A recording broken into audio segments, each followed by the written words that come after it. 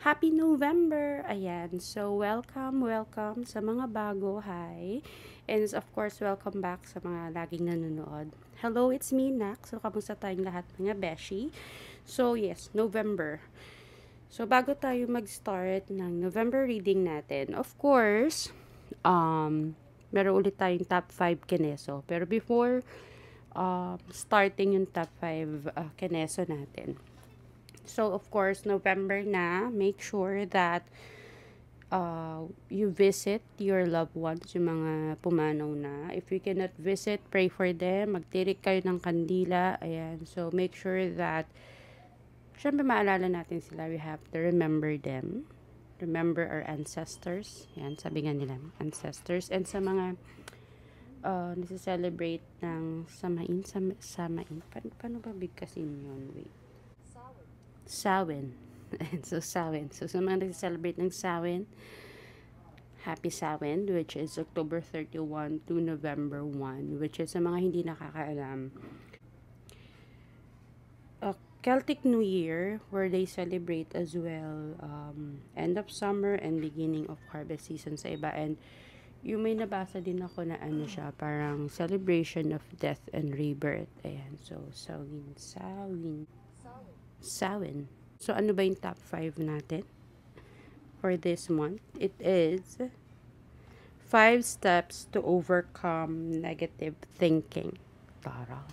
Top 5 steps to overcome negative thinking. So, number 1, identify and challenge negative thoughts, or kilalanin natin or i-challenge natin yung negativity na naiisip natin. So, paano? So, syempre, alam naman na natin na feeling natin mali yung naiisip natin, di ba? Negative na. So, na-identify mo na siya. So, ngayon, tatanungin mo ngayon yung sarili mo, totoo ba to or assumption lang? Totoo ba to or iniisip ko lang na mali yung thoughts ko or mali yung feeling ko, ganyan. And, dahil doon, of course, may iisip mo na kung mali yung nasa isip mo, at least mawawala na siya agad, diba? Or pag sa tingin mo is tama, then you have to work on it. So, yun na yun. So, kapag feeling mo, isipin mo na kung ano ba dapat yung gagawin mo, ano ba dapat yung steps na dapat mong gawin. In that way, mawala na yung negative thought na yun. Number 2, replace negativity with positive affirmations, or palitan ng positibong affirmations yung mga naiisip mong mali. So, gumawa ka ng list ng mga affirmations mo, mga positive affirmations mo pagka may pumapasok, kunyari, negative thought na, ay nako, mag-birthday na si Eme, wala pa akong pera, ganyan, di ba? Kunyari yung ngayon, magsusulat ka ngayon ng positive affirmation na, I am happy, I am positive, magagawan, mayroong paraan, magkakaroon ako ng pera this week, magkakaroon ako ng panggastos this week, mga ganyang bagay. So, dapat, i-boost mo lang yung statement na mali. Palitan mo siya ng, same pa din, pero more on a positive side. Number 3, practice daily gratitude, or magsanay or masanay dapat tayo na na meron tayong daily gratitude. Actually, ito yung pinakamadali kasi just be grateful. Maging grateful ka lang na bumangon ka today, di ba? Saya na yun. And then, of course, mag-focus ka. Ito nga yung sa daily gratitude is mag-focus ka sa mga bagay-bagay na natatanggap mo everyday. Yun nga, na gumigising ka, na may nakakain ka, na nakakatulog ka. Those simple things to be grateful for.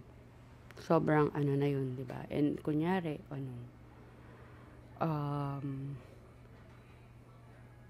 pinansin ka ng jowa mo, sweet yung jowa mo sa'yo. O, di ba? Be grateful na at least pinansin ka. Number 4, surround yourself with positivity, or palibutan mo yung sarili mo ng positive vibes. Ayan siya. And, kunyari, alam mo yung, sinasabi nila na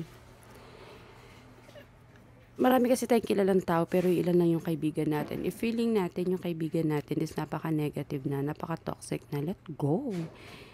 Yung kunyari yung kamag-anak mo, masyado ng negative, let go. Wag yung, di ba? Don't let them tolerate yung mga bagay-bagay na hindi naman dapat, yung mga pangit. So, don't tolerate them. Ayun. If yung behavior nila, you don't like their behavior at hindi mo kayang sabihin sa kanila, di wag mo sabihin, di ba? Dagdag pa sa stress mo yan. Just let go, let them be hanggang ma-realize nila kung bakit ka nawala. Ayan. And of course, number 5 is, pahabol pala sa number 4. Surround mo lang yung self mo sa mga positive na tao.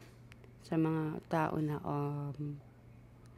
mga hindi negative thinker. Ayan. So, kung hindi mo naman maiwasan, kunyari, don't talk about things na nagpapa-hype sa kanila negativity. So, wag niyong pag-usapan ang religion if ever man kung magkaiba kayo ng religion. Naka-negative kasi yung nag-aaway kayo sa kung anong mas better. Wag niyo rin pag-usapan ang politika. That's actually, yun yung isa sa mga topics na iniiwasan ko if I am with my friends is religion as well as politics. Kasi nakakapangit. Mag-aaway lang kayo. Imbis na healthy discussion, wala nagiging away. So, lakas makapangit. Ayun. And of course, number 5, para makaiwas tayo sa negative thoughts, makaiwas tayo sa nakakapangit na things, is focus on the solution, not on the problem. Mag-focus tayo sa solusyon at hindi sa problema. So, imbis na mag-focus ka dyan sa problema mo, isipin mo ano yung mga pwede mong gawin to resolve it. Okay?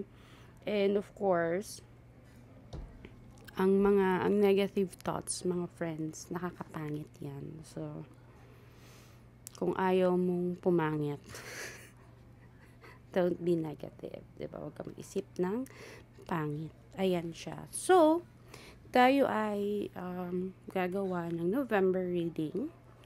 So, ayan. So, tapos na yung ating top 5 steps to overcome negative thinking and to overcome ng pagiging pangit. Ayan. So, diba, blondie. Sabi, parang kunyari ako. Kunyari lang naman. Hindi kasi ako sanay na itim yung buhok ko. So, ilang buwan ako nagtiis na pahabain yung buhok ko. So, ang itim-itim ko. Di nagkulay na lang ako. O, diba? Blandina na ang lola niya. Blandina na may bangs pa. Ayan siya. So, yes. Ang gagamitin natin for this month is itong Zombie Tarot. And, siguro itong Monology Oracle cards. Ayan siya. And, may bagong nabili ako na oracle which is watch today. What's the tea? I'll try to incorporate this sa ating reading. And yes, paalala lamang, meron po tayong free will. So, nasa inyo kung susundin nyo o hindi yung ating reading. So, kung sa tingin nyo is ang pangit, I'm so sorry. But syempre, may free will naman kayo kung kukunin nyo o hindi. Okay. And this is for the sun, rising, moon, and Venus. Venus is love kasi. So, yes. Tara na sa ating monthly reading. Hello sa mga may Scorpio sun, moon, and rising. Isa-shuffle ko pa lang, nagsisilabasan na. Ayan, so this is your November reading. Sige, yun na yung lumabas. Hindi na siya nagpa-shuffle. Yun na mismo yung lumabas. Travel. Ang chika sa'yo ngayon, sa mga may Scorpio, Sun, Moon, Rising, and Venus is mag-travel ka daw. Pasyal-pasyal din. Hindi yung baka-bakasyon din. Hindi puro trabaho, hindi puro bahay-bahay. Baka-bakasyon din daw. Yun ang chika sa'yo for this month. Naka-OA ka na sa work. Okay, Scorpio, Sun, Moon, Rising. Tingnan natin ang card reading. Isa pa. Paper cut ako. Sakit. Sakit ba? Okay, let's see.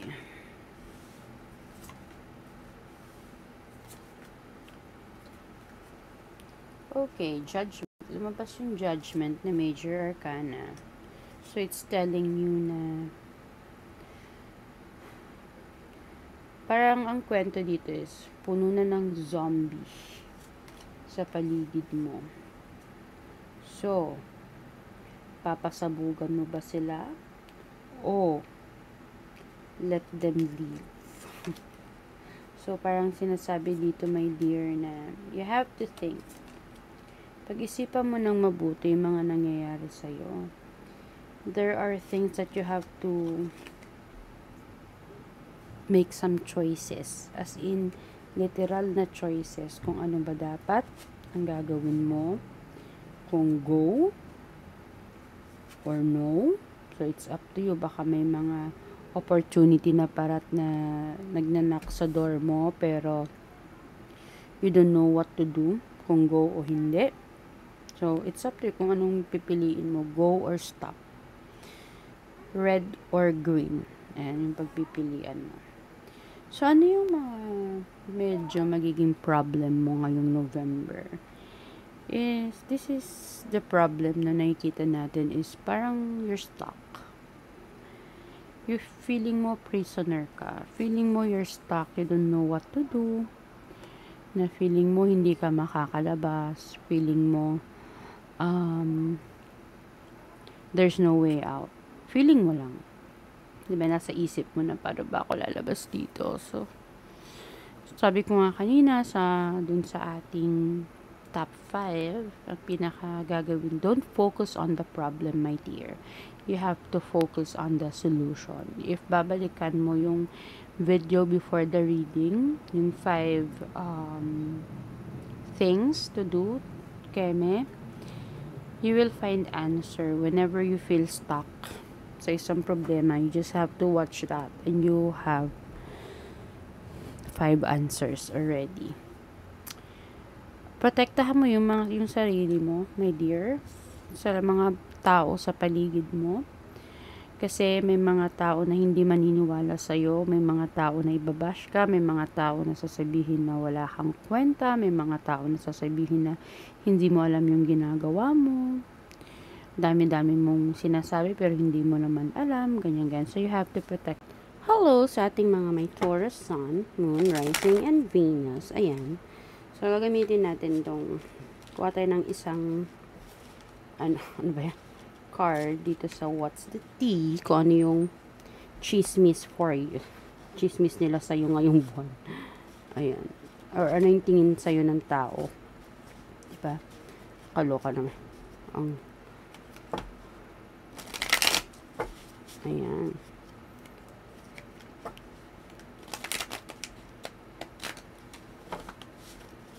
Dulas.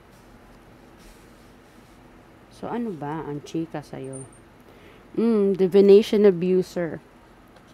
Ito yung mga mahilig sa nag-a-abuse ng divination. Yan yung mga alam nyo yung mga mahilig sa mga gumagawa na kayo ng ritual sa sarili nyo. Diyos ko kayo. Huwag nyung ina-abuse. Tapos, pwede din, hindi lang naman sa ganun. Pwedeng mga, alam nyo, masyadong free readings, masyado yung ina-abuse yung mga free readings ng mga nakikita nyo sa TikTok. Diba? Lagi kayong, okay lang naman kumuha ng free reading naman yun. Pero yung kayo pa yung nagmamadali, nag-i-spam kayo sa messages ng mga reader. That's a no-no. Don't abuse them, please. Kasi kung nakuha naman kayo, makukuha naman kayo. Huwag niyong ini-stress yung reader. Tapos huwag kayong gagawa-gawa ng ritual na wala naman kayong or hindi niyo naman alam kung paano, kasi mahirap din 'yun, kasi ang pangit kasi sa mga rituals na nakita niyo lang sa TikTok. So wala kayong guide. Baka imbis na yung gusto niyong mangyari, baliktad. Okay, so ingat po tayo doon. Okay. Ngayon, tingnan natin ang eme ng inyong cards. So, meron tayong magician, which is, sabi dito, you can do everything that you want. Kung may gusto ka, nakukuha mo. May gusto kang gawin, nagagawa mo, which is actually good. Congratulations. And whatever your plans is, go, go, go lang daw. I-ano mo lang siya, i-push mo. I also have hermit, which is as much as possible, baka gusto mong think first before you go. So, although sabi naman ni Chariot, you can do everything, but it's better to plan things as well. Hindi yung basta-basta ka na lang go nang go, diba? Pero syempre, dapat planado mo din ang mga bagay-bagay. So, make sure na planned ang mga bagay-bagay, in that way maging okay ang mga bagay-bagay sa'yo. Parang puro bagay-bagay yung sinabi ko. Ayan. So, meron din tayong hangman, which is feeling mo, siguro isa sa mga question, naku si ate, nagagawa ko daw lahat ng gusto ko. Lahat ng gusto ko, nagagawa ko. Stuck na stuck ako. Hindi ko nga alam yung gagawin ko. That's the reason why you have to plan things ahead. You have to plan first. Okay? Magplano ka muna bago mo i-push ang mga bagay-bagay, okay? Bago mo i-go, go, go, plano muna para hindi ka biglang ma-stuck sa middle or during doing it. Anong problema natin? Medyo marami tayong cards when it comes to problems. Meron tayong 9 of swords, 10, page, 7, and paros halos same din ni Aries. Dagdagan lang siya ng 10 and page. Feeling, dapat parang ang daming feeling depressed ngayon. Na feeling natin kahit anong gawin natin, wala na. Bit-bit natin lahat. Or not bit-bit, parang feeling natin na ang pangit-pangit ng buwan na to sa atin, para sa mga Taurus, Sun, Moon, and Rising. Again, don't be pwedeng pangit yung nararamdaman mo. That is because maybe you're abusing someone's power. Pwedeng karma, pwedeng yun yung reason. But then again, my dear, what I do suggest is, dahil nga masyado kang nadidepress sa mga bagay-bagay, tulad nung if hindi mo napanood yung start ng video natin, masyado ka siguro maraming negative thoughts, which is, bago mo nga isipin yung kinaka-depress mo, tignan mo muna kung saan ka mo ba nadidepress. Is it real? Totoo ba? Or napapraning ka lang? So, isipin mong mabuti. May stress ka na ba? Kasi ang dami-dami mong ginagawa, hindi mo alam kung paano umpisahan ng mga bagay-bagay. Then, rest, plan. Isulat mo yung mga dapat mong gawin. Magplano ka, ano ba yung dapat kong gawin. In that way, maging maayos ako. In that way, hindi ako masyadong nag-iisip ng ganito kapangit. Diba? And, feeling mo, walang tumutulong sa'yo, na binabackstab ka ng lahat ng tao. Again, think, totoo bang binackstab ka, or someone is just doing something para ma-feel mo na wala ng Korean, ma-feel mo na parang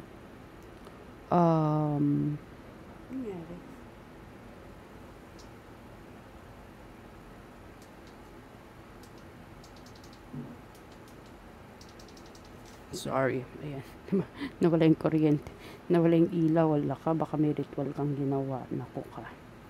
Ayan, so Ten of Swords, feeling mo binabackstab ka ng maraming tao? Well, I think, again, isipin mo, balik tayo na totoo ba? Binackstab ka ba? Or, baka naman ikaw yung rason. May ginawa kang hindi maganda kung bakit may mga taong against sa'yo ngayon. O, diba?